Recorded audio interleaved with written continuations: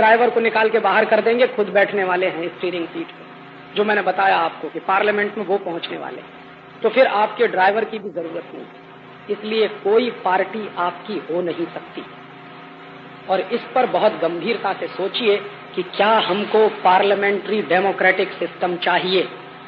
और मैं आपसे पूरे गंभीरता से कह रहा हूं कि दुनिया के उन तमाम देशों में जहां पार्लियामेंट्री डेमोक्रेटिक सिस्टम चल रहा है, फेल हो गया है।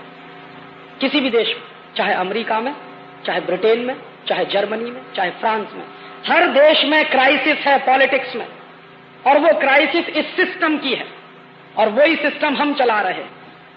तो इस पार्लियामेंट्री डेमोक्रेटिक सिस्टम में आप बिल्कुल उम्मीद मत करिए कांग्रेस को हटा दीजिए जनता दल आ जाएगा, जनता दल को हटा दीजिए सीपीएम को ले आइए, सीपीएम को हटा दीजिए बीजेपी को ले आइए, काम सबके वैसे ही होने वाले। और नहीं हो तो करके देख लीजिए। गुजरात में तो आपने सारे प्रयोग किए, देख लीजिए आप इसको, हमारी आंखों के सामने। महाराष्ट्र में प्रयोग चली रहा, राजस्थान में प्रयोग चली रहा। आप इन तीनों प्रदेशों में से कोई एक प्रदेश बता दीजिए जहां विदेशी कंपनियां नहीं आ रही,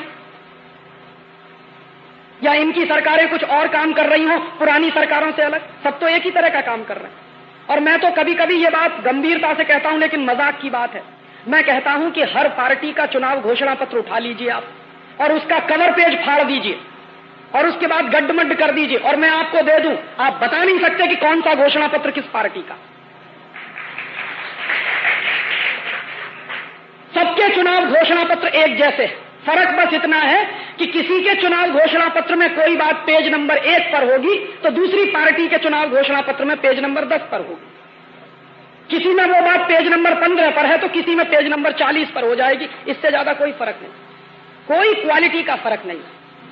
और मैं तब आपसे कह रहा हूं कि हमको गंभीरता से विचार करना चाहिए कि ये संसदीय लोकतंत्र हमको चाहिए क्या, और अगर ये संसदीय लोकतंत्र चाहिए तो इसके स्वरूप के बारे में तय करिए। मैं बहुत गंभीरता से इस निष्कर्ष पर पहुंचा हूं पिछले कुछ वर्षों में। हो सकता है मेरा निष्कर्ष गलत हो, मैं ये नहीं कहता कि यही आखिरी सच है। मैं मानता हूं कि हिंदुस्तान से पार्टियों का शासन खत्म करना पड़ेगा, इन पार्टियों को हटाना पड़ेगा। जानते हैं क्यों? मैं मेरे घर का उदाहरण देता हूं, बिल्कुल ताजा उदाहरण है। उत्तर प्रदेश में चुनाव हुआ तो मेरे पिताजी ने मुझे फोन किया। मैं एक जगह गया हुआ था ऐसे ही व्याख्यान करने, मेरे पिताजी ने फोन किया। क्या फोन किया? कि तुमको घर आना है। मैंने कहा किस लिए? कि वोट डालना। चुनाव आ गया, वोट डालना। मैंने कहा क्यों वोट डाले? कि तुम्हारा बहुत पवित्र काम है वोट डालना। तो मैंने कहा काहे को आए घर पे? तो उस दिन मैं बताऊं आपको कि 35 मिनट मेरे पिताजी फोन पे बात करते रहे एसटीडी से, और मुझको समझाते रहे। अंत में उन्होंने कहा कि तुमको इसलिए आना है कि कांग्रेस को वोट डालना। थोड़ी देर के बाद मेरी मां ने उनके हाथ से फोन छीन लिया। मेरी मां कहने लगी कि तुमको घर इसलिए आना है कि वोट भाजपा को डालना।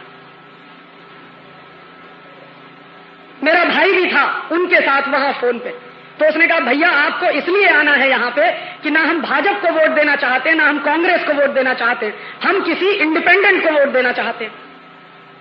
मेरा एक घर है, उस घर में मेरे पिताजी कहते हैं कांग्रेस को वोट डालो, मेरी मां कहती है भाजपा को वोट डालो, मेरा भाई कहता है कि इंडिपेंडेंट को वोट डालो, और मैं कहता हूं कि वोट डालने की जरूरत ही नहीं है, वो पड़ जाएगा वैसे ही। मैं जाऊं या ना जाऊं वो वोट पड़ने वाला है। तो ये जो तंत्र है इसने जानते नतीजा क्या पैदा किया? मेरा एक घर जिसमें मैं, मेरी मां, मेरा भाई, मेरे पिताजी 4 हिस्सों में बटे हुए हैं। एक कहता है भाजपा, दूसरा कहता है कांग्रेस, तीसरा कहता है इंडिपेंडेंट, चौथा कहता है कि वोट ही मत डालो। माने मैं मेरे घर की हैसियत के हिसाब से एकता कायम नहीं रख सकता। घर के 4 हिस्से हो गए, ये हर घर में है। एक भाई भाजपा में, दूसरा कांग्रेस में, तीसरा जनता दल में, चौथा सीपीएम में, 5वां सीपीआई में। जानते हैं अंग्रेजों ने इस देश को कैसे तोड़ा था? साम, दाम, दंड और भेद। तो साम से तोड़ नहीं पाए, दंड से तोड़ नहीं पाए, भेद की नीति बराबर चली, और भेद किया समाज के हर स्तर पे, पूरे समाज को बांटा, और पूरे समाज को बांट के हिंदुस्तान को तबाह कर दिया। जो भेद की नीति अंग्रेजों ने अपनाई इस देश में, आज का पॉलिटिकल सिस्टम वही भेद की नीति अपना रहा। घर घर में क्राइसिस खड़ी हो रही है कि तुम इस पार्टी में जाओ कि तुम उस पार्टी में जाओ, और हम एक घर की हैसियत से उद्देश्य सबके बराबर हैं, लेकिन लड़ाई लड़ रहे हैं अलग अलग। और मैं जानता हूं कि मेरा वोट मैंने जिस पार्टी को दे दिया, सत्ता में आने के बाद वो मुझको भूल जाएंगे, नमस्कार भी नहीं करेंगे, उसके पहले तक मेरे घर पे आएंगे, हाथ जोड़ेंगे, पैर छुएंगे, गधे को बाप बना लेंगे क्योंकि वोट चाहिए, और वोट मिलकर जब चलेगा तो 5 साल तक शक्ल दिखाई नहीं देगी आपको। तो ये पॉलिटिकल सिस्टम अपना है नहीं, ये तो अंग्रेजों ने हमको बर्बाद करने के लिए दे दिया। और इस पॉलिटिकल सिस्टम को अगर आप और आगे चलाएंगे तो समाज और ज्यादा टूटेगा। मेरा जो दर्द है वो दर्द ये है कि समाज टूट रहा है, पॉलिटिक्स उस पर चल रही है, समाज में विभाजन हो रहा है, घर घर में टूटन हो रही है, पॉलिटिक्स उस पर चल रही है।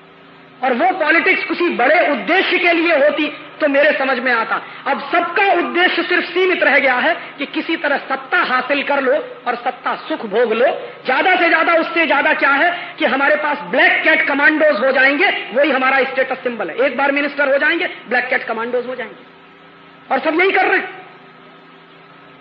इस देश में अगर आप जननेता हो, इस देश के अगर आप लोक नायक हो, तो ये ब्लैक कैट कमांडोज की क्या जरूरत है?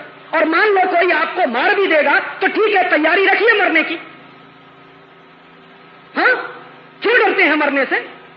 और ये तो वो देश है जहां बार बार जन्म की कल्पना है, मुझे तो अगला भी जन्म मिलने वाला है, तो काहे को चिंता कर रहे हैं, मर जाएंगे अगली बार, हो सकता फिर नेता बन के पैदा हो जाएंगे आप।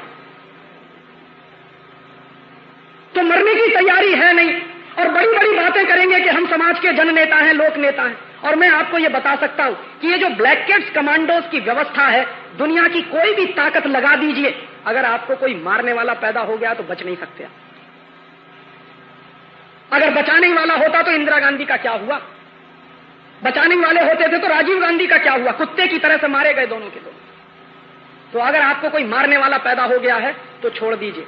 और फिर हमारे यहां तो है, जिसको प्रभु रखता है उसको कौन मार सकता, और जब प्रभु ने तय कर लिया है तो आपको बचा कौन सकता? तो इतनी तैयारी रख के काम करिए।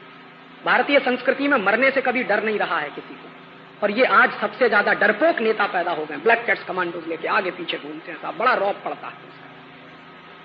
माने लाखों करोड़ों रुपया बर्बाद करते हैं। ये पार्लियामेंट्री डेमोक्रेटिक सिस्टम के नतीजे हैं। और दुनिया में मैंने नहीं देखा, सारी दुनिया तो मैंने नहीं देखी, लेकिन कुछ देश तो मैंने देखे, किसी भी देश में एमपीज को घर नहीं दिए जाते रहने के लिए। यहां है, महल है उनके पास, किसी देश में नहीं है।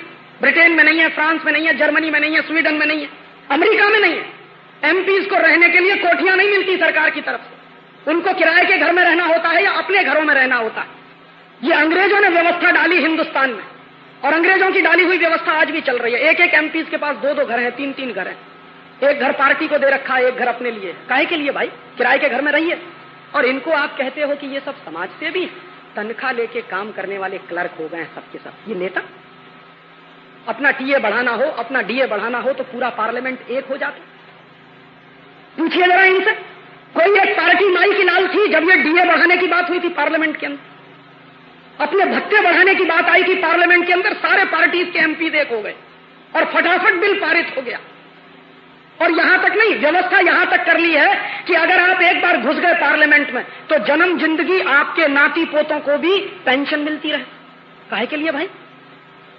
एक तरफ कहोगे कि हम जन नेता हैं, एक तरफ कहोगे हम लोक नायक हैं, दूसरी तरफ तनख्वाह लेके काम करने की स्थिति तुम्हारी बनी हुई है। तनख्वाह लेके काम तो क्लर्क करता है, जन नेता तो नहीं करता इस देश में काम। तो कहें पार्टियां घोषणा करें कि हमारे एमपी तनख्वाह नहीं लेंगे, तो आप कहोगे कि भरण पोषण की व्यवस्था वो हम करेंगे, समाज के लोग करेंगे। इस देश में तो हमेशा से व्यवस्था रही है कि जो समाज सेवा के काम में निकलता है समाज उसकी व्यवस्था करता है। ये कोई आज की बात थोड़ी है, हजारों साल से यही चला आया इस देश में। जिन्होंने समाज सेवा का काम किया है समाज ने उसकी व्यवस्था की है। तो ये जो पॉलिटिशियंस कहते हैं कि हम समाज सेवा कर रहे हैं, छोड़िए अपनी सारी व्यवस्थाएं, समाज आपकी व्यवस्था करेगा, आप देश चलाने का काम करिए। लेकिन ये तो सब वेतन भोगी हो गए, भत्ते वाले हो गए। टीएडीए इनके बढ़ने चाहिए ऐसे जैसे दूसरे लोगों के बढ़ते जाते हैं, और बराबर बढ़ते चले जा रहे हैं। अभी नया पे कमीशन बिठा दिया, तो उस पे कमीशन के माध्यम से अधिकारियों की तनख्वाह बढ़ेगी, तो एमपीज एमएलए की भी तनख्वाह बढ़ाने का काम चालू है। ये काहे का पॉलिटिकल सिस्टम? इसलिए दोस्त, मैं इस पॉलिटिकल सिस्टम में जाने का माने इस देश से गद्दारी समझता हूं, इसलिए मैं चुनाव नहीं लड़ता। और मैं आपको एक बात और बता दूं कि चुनाव लड़के पार्लियामेंट में जाके कभी क्रांति नहीं हो सकती। मैंने बड़े बड़े दिग्गजों को देखा, मैंने मेरी आंखों से देखा, जो बड़े बड़े दिग्गज हैं, जो आंखों में सपने लेके क्रांति के, बगावत के, ये और वो, और यही दिग्गज बड़ा झंडा लेके 1977 में पहुंचे थे पार्लियामेंट के। आपको मालूम है बहुत बड़ा आंदोलन हुआ था